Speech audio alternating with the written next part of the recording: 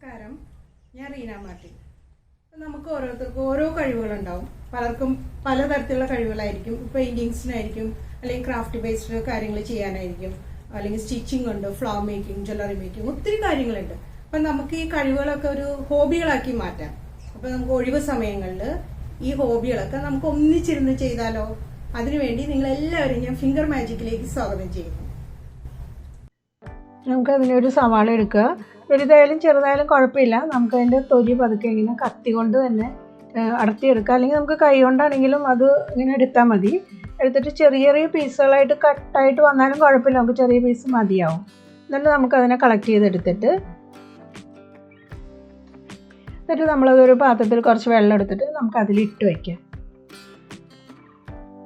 അത് നമ്മൾക്ക് അധികം നേരം ഒന്നും വെക്കണ്ട. നമുക്കൊരു ടവലിൽ, കോട്ടൺ ടവലിലേക്ക് നമുക്കത് എടുത്തിടാം.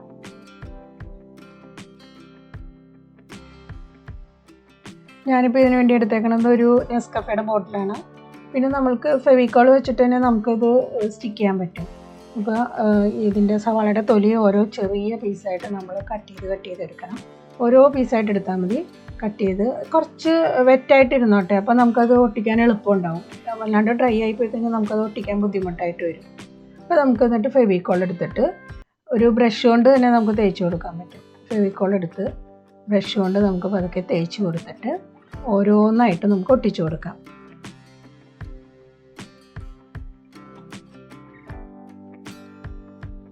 ഓരോ പീസ് എടുത്തിട്ട് ഇങ്ങനെ ഒട്ടിച്ച് കൊടുത്ത് അത് നന്നായിട്ട് അവിടെ സ്റ്റിക്കായിട്ട് ഇരുന്നോളൂ.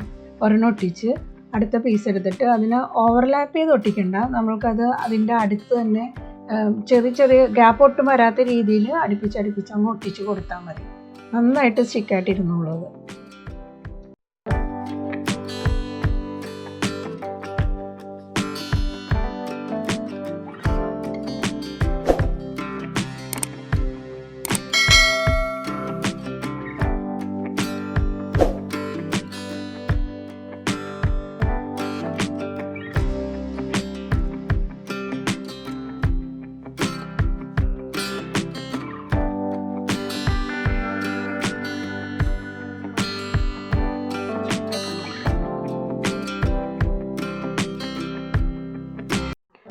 ഇതിപ്പോൾ നന്നായിട്ട് ഉണങ്ങിയിട്ടുണ്ട്. ഒരു 1-2 മണിക്കൂർ കൊണ്ട് നമുക്കത് ഉണങ്ങി കിട്ടിയിട്ടുണ്ട്.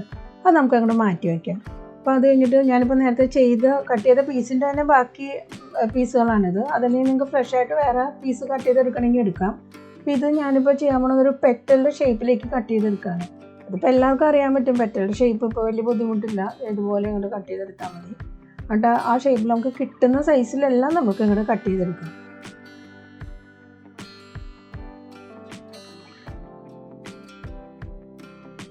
ഞാനിപ്പോൾ കുറച്ച് പെറ്റൽസ് റെഡിയാക്കി വെച്ചിട്ടുണ്ട്. അപ്പോൾ നമുക്ക് ബോട്ടിലിൻ്റെ വലിപ്പം അനുസരിച്ച് ഇപ്പോൾ എത്ര ഫ്ലവേഴ്സ് ചെയ്യാൻ പറ്റുമെന്ന് നോക്കിയിട്ട് അത്ര എടുത്ത് വെച്ചാൽ മതി. ഇതിപ്പോൾ ഒരു ചെറിയൊരു ബോട്ടിലാണ് ഞാൻ ചെയ്യുന്നത്. അപ്പോൾ ആദ്യം തന്നെ നമ്മൾ ഫെവിക്കോൾ വെച്ചിട്ട് തന്നെയാണ് സ്റ്റിക്ക് ചെയ്യണത്. ഫെവിക്കോൾ വെച്ചിട്ട് ഓരോ പെറ്റൽ വെച്ച് നമുക്ക് ഇങ്ങനെ അങ്ങോട്ട് സ്റ്റിക്ക് ചെയ്ത് കൊടുക്കാം. അത് നന്നായിട്ട് അങ്ങ് പ്രസ് ചെയ്ത് വെച്ചാൽ ചെറിയൊരു ചുളുക്കോലൊക്കെ വരും, അത് കുഴപ്പമില്ല. അതൊന്നും അറിയേയില്ല, നല്ല ഭംഗിയായിട്ട് ചെയ്യാൻ പറ്റും നമുക്ക്. അപ്പോൾ ഇനി അതിൻ്റെ അടുത്തത് തൊട്ടരികിൽ തന്നെ അടുത്ത പെറ്റലും വെച്ച് കൊടുക്കുക. അങ്ങനെ ഒരു 5-6 പെറ്റൽ വെച്ച് നമുക്ക് ചെയ്യാം. ഇപ്പോൾ 5 പെറ്റലാണ് ഞാൻ ചെയ്യാൻ പോകുന്നത്. നമുക്കതുപോലെ ചെയ്തെടുക്കാം.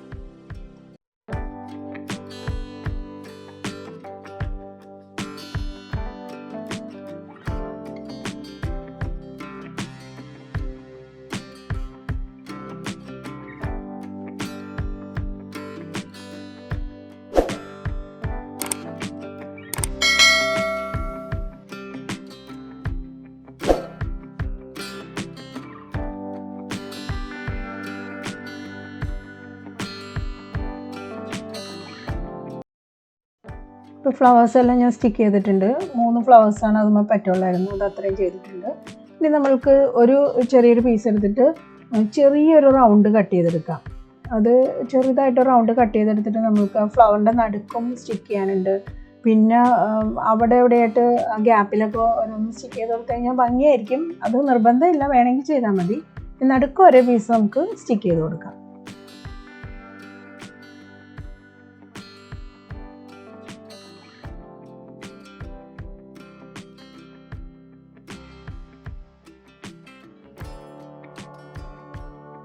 ഇപ്പോൾ നന്നായിട്ട് ഡ്രൈ ആയിട്ടുണ്ട്. ഇനി നമുക്ക് എന്താ ചെയ്യേണ്ടതെന്ന് വെച്ചിട്ടുണ്ടെങ്കിൽ മോഡ്പോഡ്ജ് എടുത്തിട്ട് നമ്മൾക്ക് ഇതിലേക്ക് ആ പെറ്റലിലേക്കൊക്കെ നമുക്ക് അടിച്ചു കൊടുക്കണം. കാരണം മോഡ്പോഡ്ജ് അടിച്ച് കഴിഞ്ഞ് നമ്മൾ വാർണിഷ് അടിക്കുന്നുണ്ട്. അപ്പോൾ വാർണിഷ് അടിക്കുമ്പോൾ വല്ലാണ്ടൊരു വെറ്റ് ഫീൽ ചെയ്യും. അപ്പോൾ അതുകൊണ്ട് നമുക്ക് മോഡ്പോഡ്ജ് അടിച്ചിട്ട് അതിൻ്റെ മുകളിലേക്ക് നമുക്ക് വാർണിഷ് അടിച്ചു കൊടുക്കാം.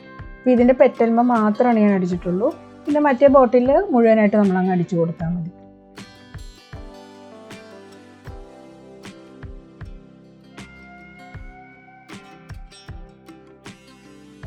നമ്മളിപ്പോൾ ഇത് മോഡ്പോഡ്ജൊക്കെ അടിച്ച് റെഡിയാക്കിയിട്ടുണ്ട്. ഇനി നമുക്ക് എന്താ ചെയ്യേണ്ടതെന്ന് വെച്ചിട്ടുണ്ടെങ്കിൽ പെയിൻറ്റ് ചെയ്യണം. പെയിൻറ്റ് ചെയ്യണം എന്ന് പറഞ്ഞാൽ ഇപ്പോൾ ആ ഗ്യാപ്പ് നമുക്ക് ഫില്ല് ചെയ്യാൻ നമ്മൾ ഉള്ളിലാണ് ഇതിൻ്റെ പെയിൻറ്റ് കൊടുക്കാൻ വേണ്ടി ബോട്ടിലിൻ്റെ ഉള്ളിലായിട്ട്. അപ്പോൾ നമുക്കൊരു ബൗളിലേക്ക് ഇപ്പോൾ ഞാൻ എടുത്തിരിക്കുന്ന റെഡ് കളറാണ്.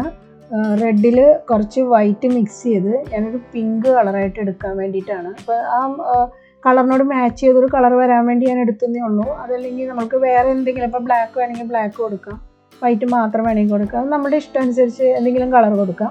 അപ്പോൾ ഞാനിപ്പോൾ എടുത്തിരിക്കുന്നത് ഇതിലേക്ക് വൈറ്റ് മിക്സ് ചെയ്ത് ലൈറ്റ് പിങ്ക് ആക്കി എടുത്തേക്കാണ്. എന്നിട്ട് നമ്മൾ കുറച്ചൊരു വെള്ളം കൂടെ മിക്സ് ചെയ്തിട്ട് നമ്മളൊരു ഫ്ലോയിങ് കൺസിസ്റ്റൻസി ആക്കി എടുക്കണം. എന്നാലേ നമുക്കത് ചെയ്യാൻ പറ്റുള്ളൂ.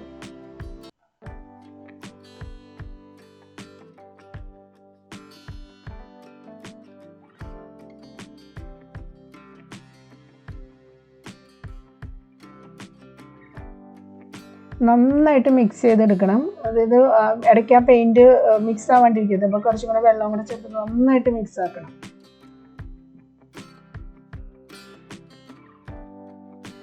നമുക്കിനി ബോട്ടിലേക്ക് പെയിൻറ്റ് ഒഴിച്ചു കൊടുക്കുകയാണ് ചെയ്യുന്നത്. അപ്പോൾ കൺസിസ്റ്റൻസി കണ്ടപ്പോൾ മനസ്സിലായില്ലേ, നല്ലൊരു ഫ്ലോയിങ് കൺസിസ്റ്റൻസിയാണ്. അത് ഇങ്ങനെ എടുത്തിട്ട് പതുക്കെ ബോട്ടിലെടുത്ത് ചരിച്ച് പെയിൻറ്റ് എല്ലായിടത്തേക്കും വരുത്തുന്നത്. നമ്മളെ ഉള്ളിലാണ് പെയിൻറ്റ് ഇട്ടേക്കണം. അപ്പോൾ അത് സൂക്ഷിച്ചെടുക്കണം. പെട്ടെന്ന് ഇങ്ങനെ കത്തിക്കഴിഞ്ഞാൽ അത് ചിലപ്പോൾ പുറത്തേക്കും ചാടിപ്പോവും. പിന്നെ സൂക്ഷിച്ച് പതുക്കെ ചരിച്ച് എല്ലാ ഭാഗത്തും ഈ പെയിൻറ്റ് വരുത്തണം. അപ്പോൾ നമ്മളത് ആവശ്യത്തിന് ബോട്ടിലെ വലുപ്പം അനുസരിച്ച് ആവശ്യത്തിന് മിക്സ് ചെയ്ത് എടുത്താൽ മതി. ഒരുമിച്ച് കുറച്ച് അധികം മിക്സ് ചെയ്യണം നല്ലതാണ്. കാരണം അല്ലെങ്കിൽ കളറും മാറിപ്പോവും ചിലപ്പോൾ രണ്ടാമത് മിക്സ് ചെയ്യുമ്പോൾ. പിന്നെ അരികിലേക്കൊക്കെ സൂക്ഷിച്ച് എല്ലായിടത്തും ചെയ്യുക.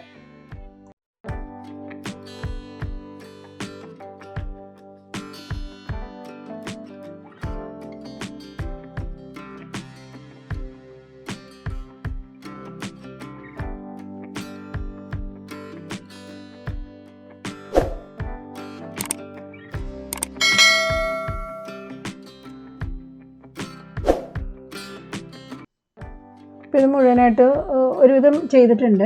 ഇനി നമ്മൾക്ക് സ്പൂൺ എടുത്തിട്ട് കുറച്ചെടുത്തെന്ന് വെച്ചിട്ടുണ്ടെങ്കിൽ ബോട്ടിലിൻ്റെ ഏറ്റവും മോൾ ഭാഗത്തായിട്ട് ചെയ്യാൻ വേണ്ടി ഇങ്ങോട്ട് ഒഴിക്കാൻ ബുദ്ധിമുട്ടായിരിക്കും. അപ്പോൾ നമുക്ക് സ്പൂണിലെടുത്തിട്ട് കുറേശ്ശെ ഒഴിച്ച് കൊടുത്തിട്ട് അതിൽ നമുക്കിങ്ങനെ ചുറ്റിച്ച് കൊടുക്കാം. അപ്പോൾ സ്പൂൺ തന്നെ വേണമെന്നൊന്നുമില്ല, നമുക്കിപ്പോൾ ബ്രഷ് കൊണ്ട് എടുത്താണെങ്കിലും ചെയ്യാം. പക്ഷേ സ്പൂണിൽ കുറച്ച് എളുപ്പമുണ്ടാകും. കുറച്ച് അധികം എടുത്തിട്ട് ഇങ്ങനെ ചുറ്റിച്ച് അങ്ങോട്ട് കൊടുക്കാം. അപ്പോൾ നമുക്കത് കംപ്ലീറ്റ് മുഴുവനും നമുക്ക് പെയിൻറ്റ് ചെയ്യാൻ പറ്റും. അങ്ങനെ ഒരു പാർട്ട് പോലും ഉള്ളിൽ വിടാണ്ട് നമുക്ക് നന്നായിട്ട് ചെയ്യാൻ പറ്റും. അപ്പോൾ ഇത് പെയിൻറ്റ് നമ്മൾ മുഴുവനായിട്ട് കൊടുത്തത് ഏകദേശം ഉണങ്ങിയിട്ടുണ്ട്. ഒരു 2-3 മണിക്കൂറുണ്ട് അത് ഉണങ്ങി കിട്ടും. അത് കഴിഞ്ഞിട്ട് നമ്മളൊരു ചെറിയൊരു ബോട്ടിൽ ചെയ്തിട്ടുണ്ടായിരുന്നില്ല, അതും സെയിം മെത്തേഡ് തന്നെ വൈറ്റ് പെയിൻറ്റ് അടിച്ചിട്ടുണ്ട്. ഇത് രണ്ടും നന്നായിട്ട് ഉണങ്ങിയിരിക്കുകയാണ്. ഇപ്പോൾ ഇനി നമ്മൾക്ക് അതിലേക്ക് ചെയ്യേണ്ടതെന്ന് വെച്ചിട്ടുണ്ടെങ്കിൽ വാർണിഷ് അടിച്ചു കൊടുക്കണം. വാർണിഷ് അടിക്കുമ്പോൾ അതിൻ്റെ ഈ ഒട്ടിച്ചതിൻ്റെ ഭംഗി പോകാണ്ടിരിക്കാൻ വേണ്ടി നമ്മൾ മോഡ്പോഡ്ജ് നേരത്തെ അടിച്ച് കൊടുത്തിട്ടുണ്ടായിരുന്നു. പിന്നെ അതിൻ്റെ മുകളിലേക്കാണ് നമ്മൾ വാർണിഷ് അടിച്ചു കൊടുക്കാൻ. ഞാനത് ബ്രഷ് കൊണ്ട് തന്നെയാണ് വാർണിഷ് അടിക്കുന്നത്. നമുക്ക് സ്പ്രേ വാർണിഷ് അടിച്ചു കഴിഞ്ഞാൽ ശരിയാവില്ല.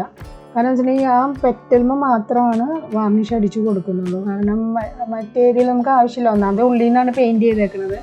പിന്നെ വാർണിഷ് അടിക്കുന്ന മെയിനായിട്ട് നമ്മൾ ചെയ്യുന്ന ഒരു വർക്കിന് പ്രൊട്ടക്ഷൻ വേണ്ടിയിട്ട് തന്നെയാണ്. അപ്പോൾ അതുകൊണ്ട് ഇതിലേക്ക് നമുക്ക് ബ്രഷ് കൊണ്ട് പതുക്കെ ആ ഏരിയയിൽ മാത്രം അടിച്ചു കൊടുക്കാം. മറ്റേ ബോട്ടിലേക്ക് നമുക്ക് ഫുള്ളായിട്ട് അടിച്ചു കൊടുക്കാം.